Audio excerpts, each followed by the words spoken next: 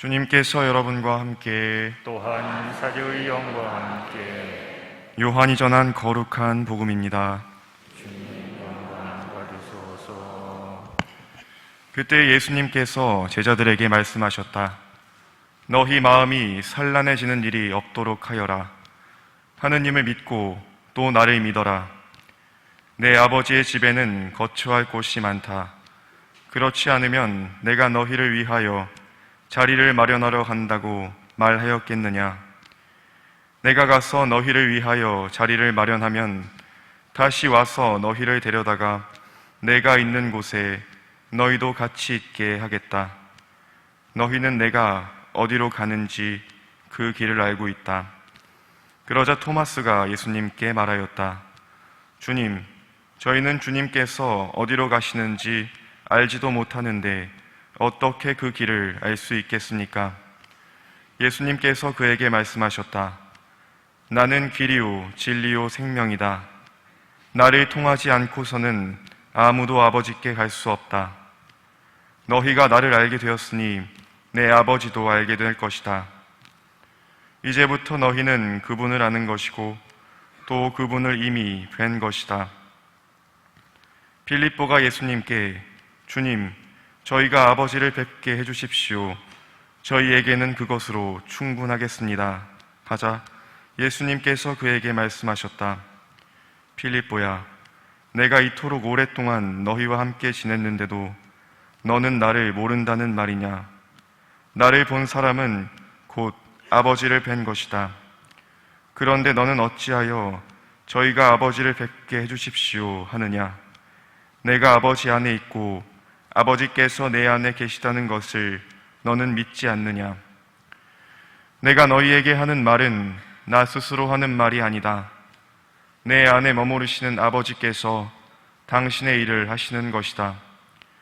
내가 아버지 안에 있고 아버지께서 내 안에 계시다고 한 말을 믿어라. 믿지 못하겠거든 이 일들을 보아서라도 믿어라. 내가 진실로 너희에게 말한다. 나를 믿는 사람은 내가 하는 일을 할 뿐만 아니라 그보다 더 큰 일도 하게 될 것이다. 내가 아버지께 가기 때문이다. 주님의 말씀입니다. 그리스도님 찬미합니다.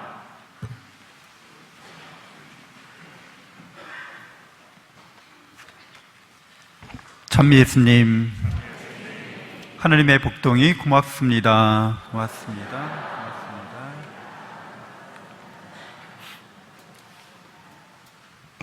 네, 오늘 우리는 제1독서에서 부제들이 선출되는 장면을 보게 됩니다. 부제들은 디아코누스, 우리 구본우 비오 부제님이 계신데 디아코누스라는 말 뜻은 식탁의 봉사자라는 뜻이 됩니다. 그러니까 기도하고 전도하는 일에 힘쓰려고 할 때 사도들이 음식을 배분하는 일, 식량을 배급하는 일에 그런 일들에 의해서 오히려 더 중요하다고 판단되는 일들이 손해나 장애를 겪으면 안 되겠다 싶어서 이제 부제가 선출되는 거죠. 그래서 이 디아코누스라는 말은, 부제라는 말은 번역하면 이제 집사라는 말이 되겠습니다. 그러니까 한 집안의 일들을 도맡아서 하는 거죠. 집안 살림 하는 사람들을 뜻합니다. 이제 교계 제도로서, 이게 성직 제도로서 나아가게 되는 그 초기 모습을 보여주고 있습니다. 사도들은 자신들이 하고 있는 이 복음을 전하는 일에 있어서 점차로 공동체가 확장돼 나가면서 협조자, 협력자들을 필요로 했죠. 그래서 이제 장로들을, 원로들을 세웁니다. 개신교에서 장로라고 하잖아요. 그래서 그 장로들이 결국 이제 사제가 되는 거죠. 저처럼 이제 제도적으로 교회의 사도들을 도와서 복음을 전하고 또 미사를 집전하는 그런 역할을 맡게 됩니다. 그리고 사도들은 이제 사제들 가운데서 아니면 그 누가 됐든지 원로들 중에서 자기의 후계자로서 지역교회를 맡기게 돼요. 그래서 이제 주교직이 그래서 교계제도 안으로 정착되어 가게 됩니다. 그러니까 주교와 사제와 부제가 이렇게 교회 공동체를 섬기는 성직 제도가 교회 내에서 이렇게 이루어지게 되죠. 이렇게 우리가 모두가 이런 성직 제도가 복음을 전하는 일에 있어서 뽑힌 사람들을 의미합니다. 그리고 이 전통은, 이러한 법통은 현 교황님에 이르기까지 초대교회로부터 계속 이어져 내려온 거죠. 여러분들은 다 뼈대에 있는 가문 사람들인 거예요. 우리 신앙의 가문이라고 하면 우리는 족보가 종가댁 족보인 거죠. 그래서 여러분들이 종선들인 거죠. 믿음의 종선들. 그래서 우리는 이렇게 교회적으로 우리의 선조들을 거슬러 올라가면 모두가 다 12사도에 닿게 되게 돼 있어요. 12사도는 예수님께로부터 사도로서 부르심받고 파견된 사람들인 거죠. 그러니까 가톨릭 교회에는 이렇게 우리의 신앙이, 또 우리가 전하는 진리가 예수님께 닿아 있다 이렇게 말할 수 있고, 예수님께서는 이런 교회에 성령을 보내주시죠. 그래서 오늘 초대교회 봉사자들을 뽑을 때 세 가지 기준이 나와요. 평판이 좋은 사람, 그리고 성령과 지혜가 충만한 사람, 이렇게 나옵니다. 평판이 좋다는 거는 이제 인성이 좋다는 거죠. 인성. 그래서 우리 천주교 신자들은 인성이 다른 종교에 비해서 좋은 편이에요. 이렇게 통계적으로도 범죄율 이렇게 보면 천주교 신자들이 가장 낮습니다. 어디 가나 점잖고 좀 어디 가나 모범적인 사람들이 대부분 천주교 신자들입니다. 좀 더 좋아졌으면 좋겠어요. 네, 지금도 좋지만 네, 그렇습니다. 인성이 어디 가서 갑질하지 않고 이렇게 몰상식한 일들을 하지 않는다는 거죠. 천주교 신자들은.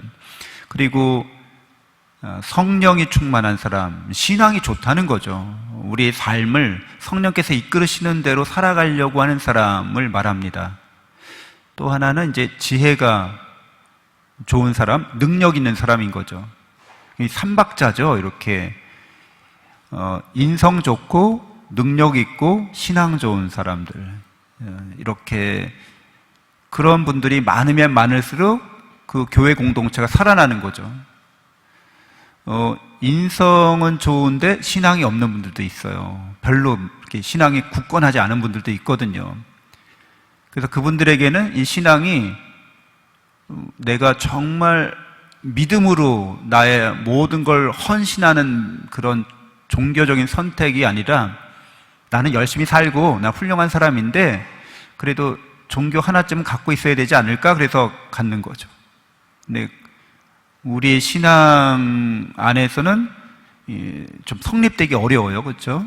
불교 신자거나 유교 신자거나 그러면 원래 그 사람들은 자력 구원하는 거니까, 자기 스스로를 자기가 구원할 수 있다고 믿는 사람들이니까 가능한데, 우리는 우리 힘으로 구원받을 수 있다고 주장하는 사람들이 아니잖아요.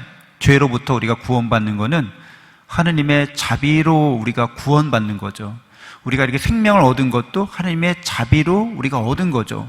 내가 태어나고 싶다, 난 생명 갖고 싶다, 이래서 생명을 갖고 태어난 게 아니라는 거예요. 기본 전제가 다 이게 은혜라는 거죠. 은총이라는 거죠. 그러니까 인성은 좋은데 믿음이 약하면 좀 문제가 되죠. 근데 믿음은 되게 좋은 것 같은데 또 인성이 안 좋을 수도 있어요. 이게 성립이 안 되는 거, 원래 성립이 안 되는 건데, 하여튼 기도도 열심히 하고 미사도 열심히 참여하고 뭐든지 봉사도 열심히 하는데 말하고 뭐 행동하면 주변 사람들이 다 상처를 막 받아. 그 인성이 안 좋은 거죠. 근데 원래는 이렇게 성립하지 않는 건데 이상하게 이렇게 되는 경우도 있어요. 아니면 이제 지혜도 역시 필요한 거죠. 어떤 일을 하는데 능력 있게 그 일을 잘 성실히 하는 일도 필요합니다.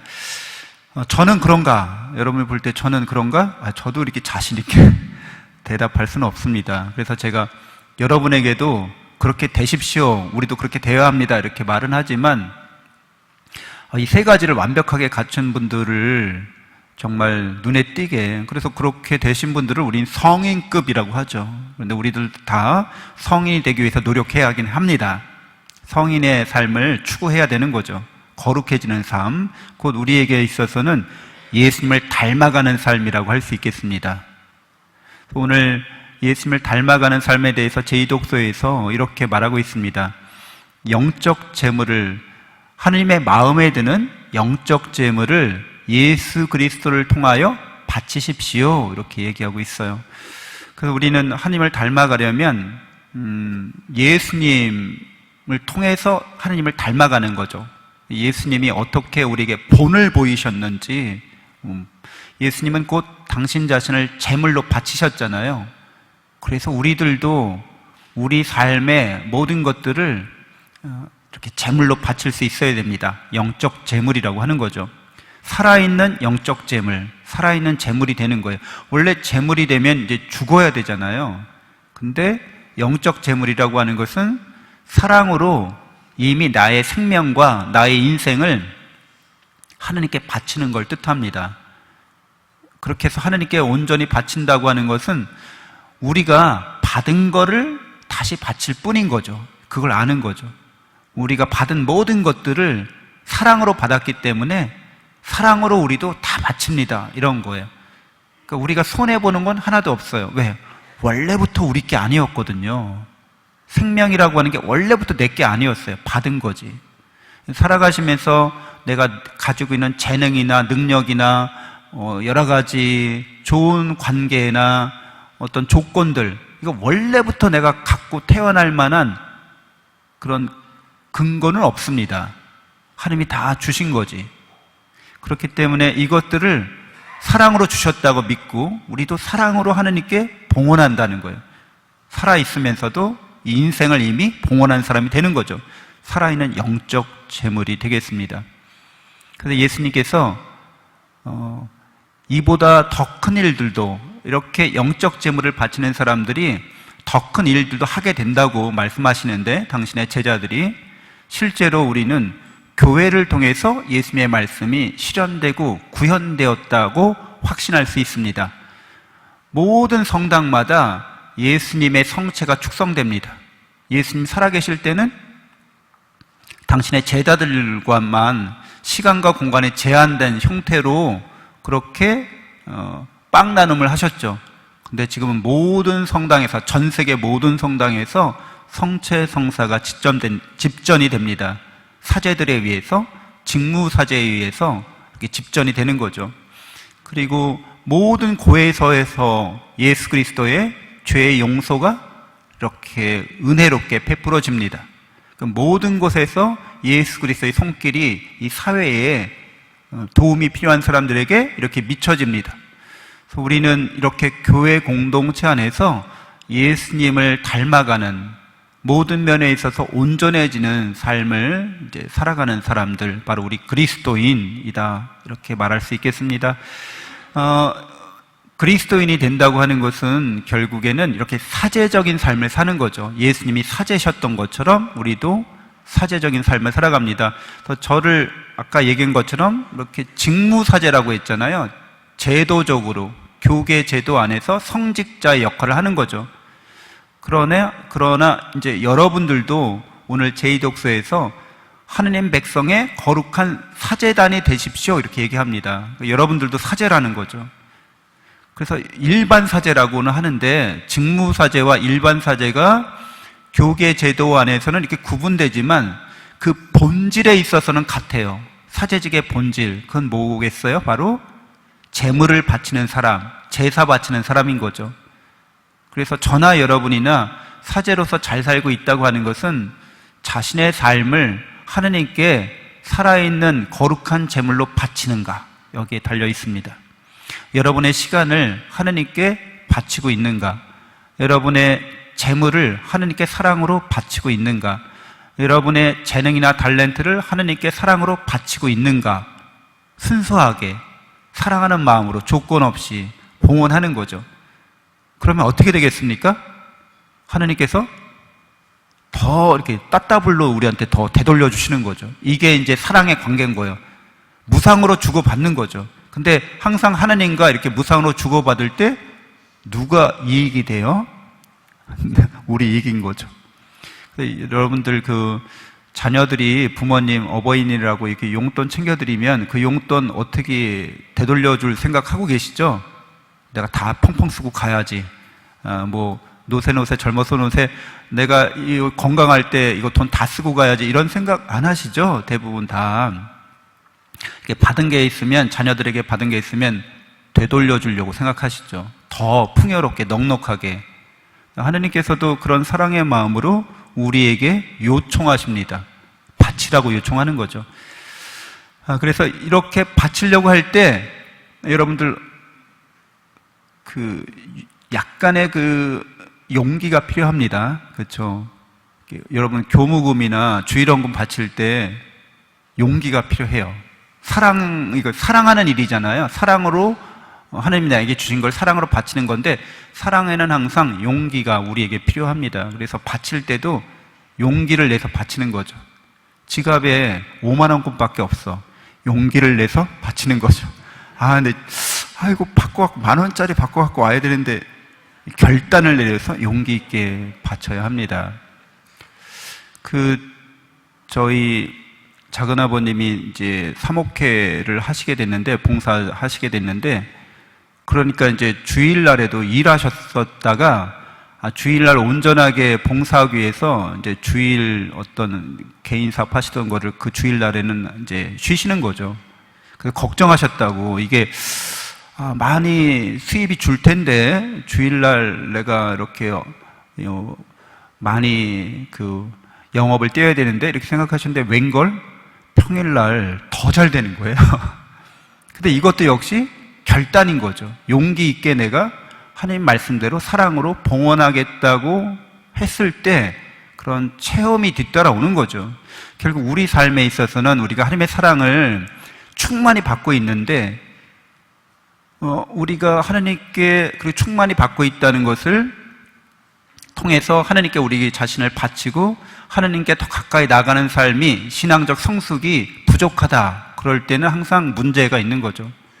용기 있게 실천하지 않기 때문에 우리가 더 큰 은혜를, 더 큰 축복을 체험하지 못하는 것이 되겠습니다. 그래서 그렇게 신앙생활을 하면 10년, 20년, 30년 신앙생활에도 신앙의 발전이 없어요. 제자리 걸음입니다. 항상 제자리 걸음인 거죠. 왜? 용기 있게 사랑으로 실천하지 않았기 때문에 그렇습니다. 사랑하는 사람에게는 항상 용기 있는 실천이 요청됩니다. 그래서 용기 있게 고백하고 용기 있게 내가 손도 이렇게 잡고 용기 있게, 물론 이제 사랑의 관계가 이렇게 진전되고 나서 손도 잡고 하는 거죠.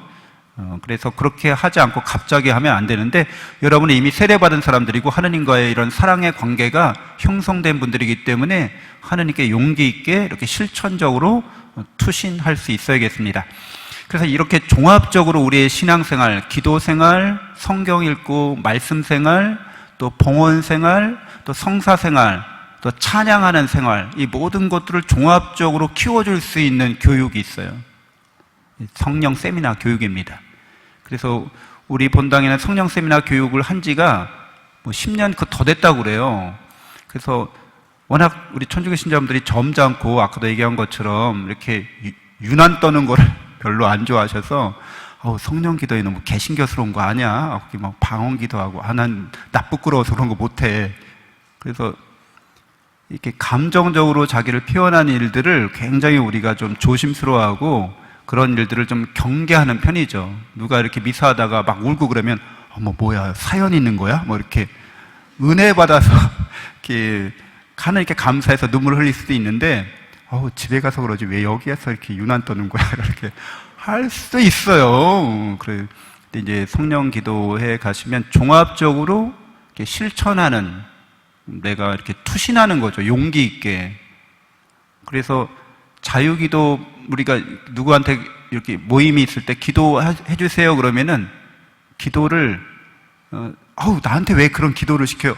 아니 신자가 기도하라고 그랬는데 나한테 왜 그런 걸 시켜요? 이렇게 얘기하시는 분도 있거든요. 부담스러워하는 거죠. 실천을 안 하는 거죠. 잘 공동체 앞에서. 그래서 이제 자유기도 하라고 그러면 눈을 동그랗게 뜹니다. 우리는 기도할 때 항상 정해진 기도문만 그렇고 겨우 하지, 여러 사람 앞에서 내 신앙을 자유롭게 기도로 이렇게 고백하라고 그러면 되게 어려워해요. 왜? 안 해봐서 그런 거죠. 다 할 수 있는 건데, 다 그렇게 해야 되는데, 안 해봐서, 실천을 안 해봐서. 여러분들이 개신교 신자들보다 훨씬 더 역량이 있어요. 훨씬 더 은총을 더 많이 받았어요. 그렇기 때문에 성령 세미나 교육이 여러분들의 신앙에 큰 도움이 되리라고 생각하고 여러분의 신앙을 성숙시켜 줄 수 있다고 그렇게 믿습니다. 여러분들 그 신청받고 있으니까요. 많은 분들이 함께 하시면 좋겠습니다. 잠시 눈을 감고 묵상하겠습니다.